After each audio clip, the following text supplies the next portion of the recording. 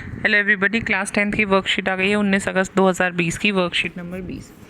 Word problems हैं arithmetic progressions पे, यानी अर्थमेटिक प्रोग्रेशंस हम अच्छी तरह सीख चुके हैं। अब हम करेंगे इस पर वर्ड प्रॉब्लम्स, यानी इससे रिलेटेड जो भी प्रॉब्लम्स हम नॉर्मल लाइफ में जो होती हैं, नॉर्मल सवाल जो होते हैं, क्या हम एपी की मदद से सॉल्व कर सकते हैं, ये हम देखेंगे।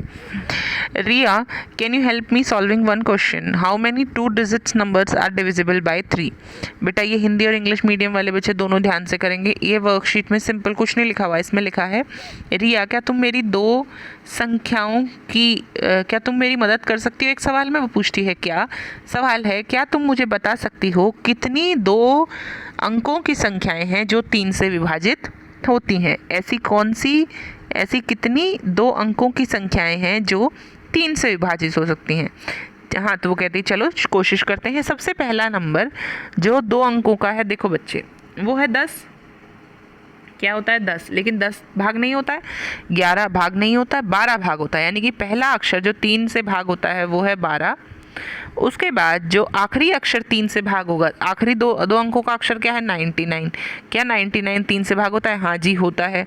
तो आखिरी अक्षर आपका हो जाएगा 99। यानी कि एक सीरीज बन गई 12, 15, 18, जिसमें ए होगा 12, क्योंकि जो पहली टर्म होगी वो पहला पद क्या होगा 12, और डिफरेंस कितना हो गया हर एक में 3 का डिफरेंस है, तो डी हो गया यहाँ पर 3। और लास्ट टर्म भी हमें पता है कितनी है 99 है, आखिरी टर्म भी हमें पता है 99 है। अब हम निकाल सकते हैं आसानी से, लास्ट टर्म वाला फॉर्मूला लगाते हैं। ए एन इज इक्वल टू, कौन सा फॉर्मूला होता है वो, देखिए मैं बताती हूँ।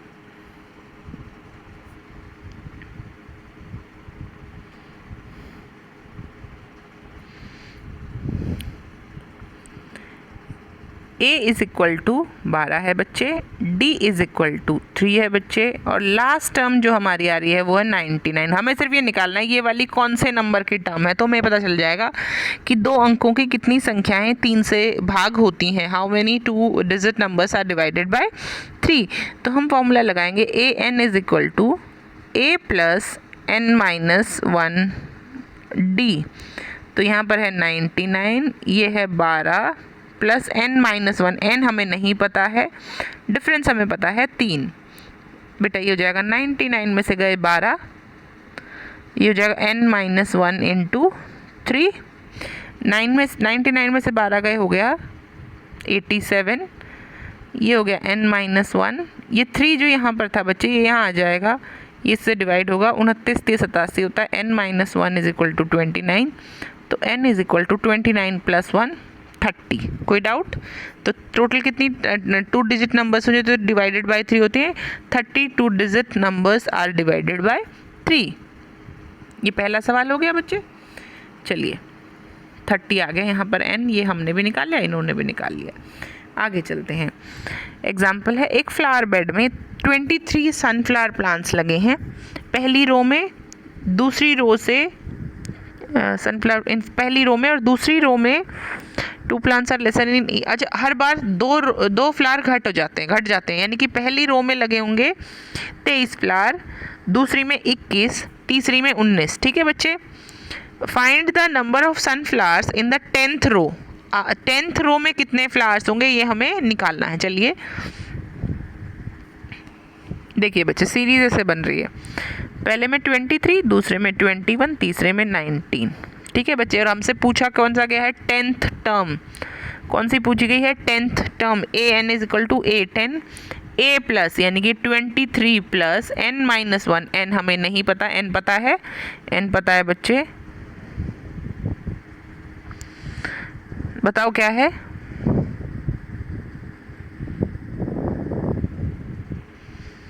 हमारे पास है a is equal to 23, d हर बार 2 घट रहा है ना बच्चे, ये सीरीज बन रही थी ना, तो d बन गया -2। कितना बन गया? -2। हमें से पूछा गया 10वीं रो में कितने वो होंगे, फ्लावर्स होंगे, तो फॉर्मूला वही a plus n minus 1 into D. a है बच्चे 23, n माइनस 1 यानी कि 10 घटा 1 9, और d का हो जाएगा -2। तो ये हो गया 23 घटा 18 और ये हो जाएंगे 5, यानी कि 10वीं रो में कितने फूल बचेंगे? ओनली 5 सनफ्लावर्स, सिर्फ 5 पौधे ही बचेंगे 10वीं रो में। आपसे पूछा गया था कि हर रो में 2 फूल घट जाते हैं, पहली में 23 फूल थे, दूसरी में 21, तीसरी में 19। तो हमसे पूछा गया था कि 10वीं रो में जो 10वां लाइन होगी, 10वीं लाइन में कितने सूरजमुखी के फूल होंगे। चलिए आगे चलते हैं।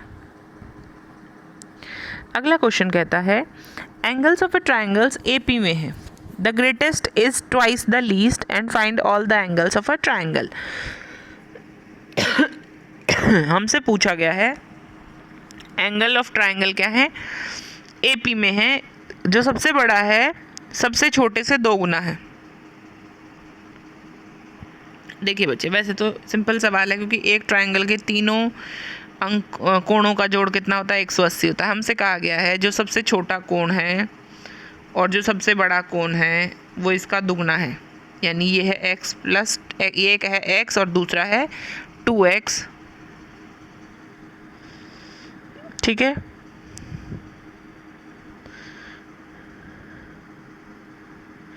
चलिए एक है और इन्होंने AP और AP बनाना है, इसलिए हमने क्या लिया है, एक मान लो है A प्लस D, तो दूसरा हो गया बच्चे A प्लस 2D। ठीक है, दोनों को तीनों को जोड़ेंगे, ये देखिए A plus B plus C is equal to 180 degree. ये रहा बच्चे, एक एंगल है A, एक है A प्लस D और दूसरा हो जाएगा A प्लस 2D, दुगना A प्लस 2D। जोड़ेंगे A plus D plus A plus 2D को 180 आ गया, यानी कि A प्लस D आ गया 360, नहीं सिर्फ 60, A प्लस D आ गया 60। इसको आगे सॉल्व करेंगे, ये भी पता है हमें A plus 2D is equal to 2A, A plus 2D is equal to 2A, ये भी पता है, तो 2D is equal to A हो जाएगा, क्योंकि एक A यहाँ जाके घट जाएगा तो सिर्फ एक A बचेगा।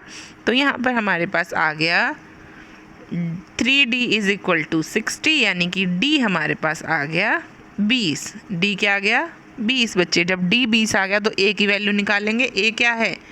2D के बराबर, तो A हो गया 40, यानी कि एक एंगल है बेटा 40, दूसरा A प्लस D यानी 60 और तीसरा है A प्लस 2D यानी कि 80। ठीक है बच्चे, आगे चलते हैं। अगला सवाल क्या कह रहा है?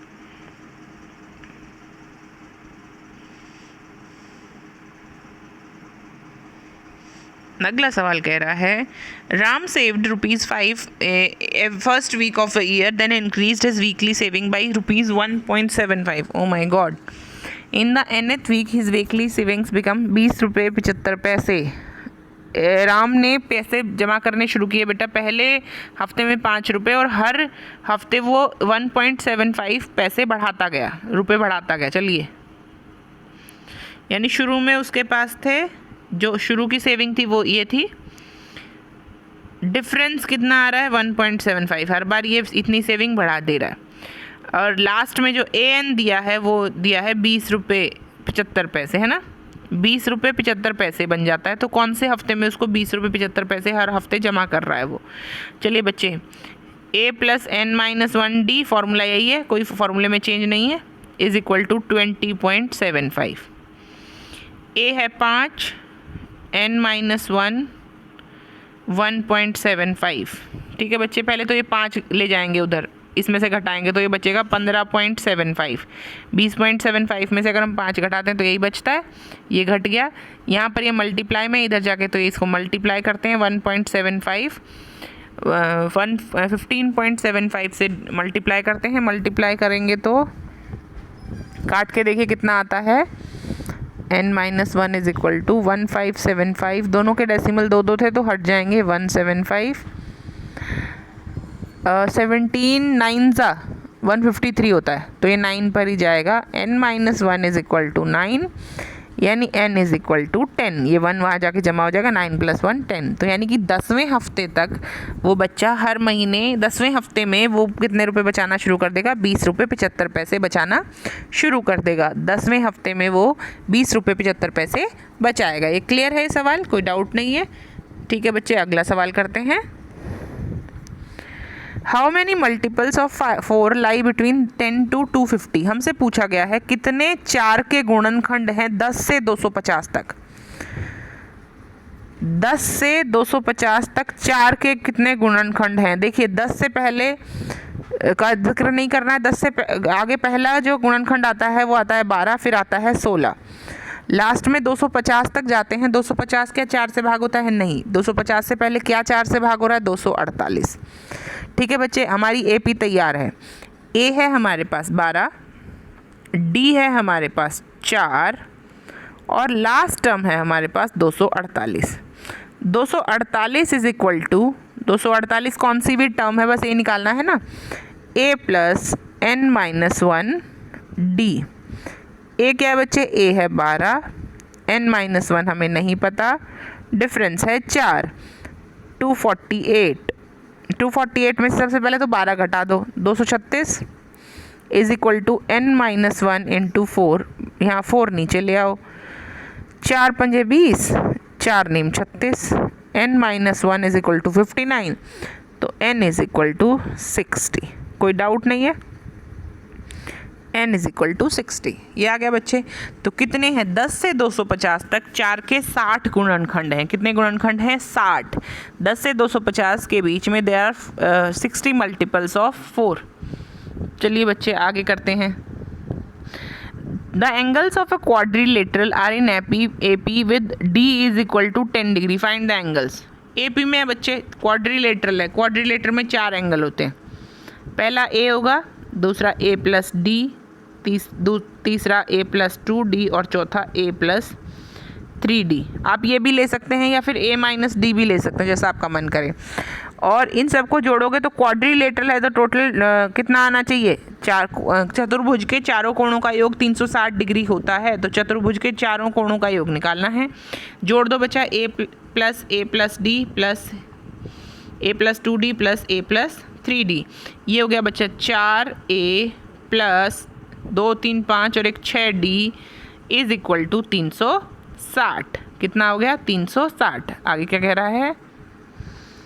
Find the angles. D दिया है 10 डिग्री, ये 10 डिग्री दिया है बेटा, तो 6 × 10 इज इक्वल टू 360।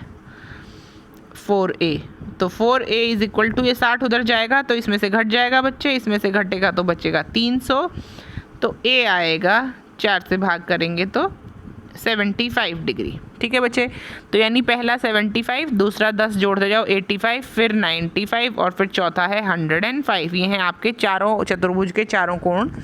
ठीक है, एक 75, एक 85, एक 95 और एक 105। कोई डाउट नहीं है? अगले क्वेश्चन पर चलते हैं।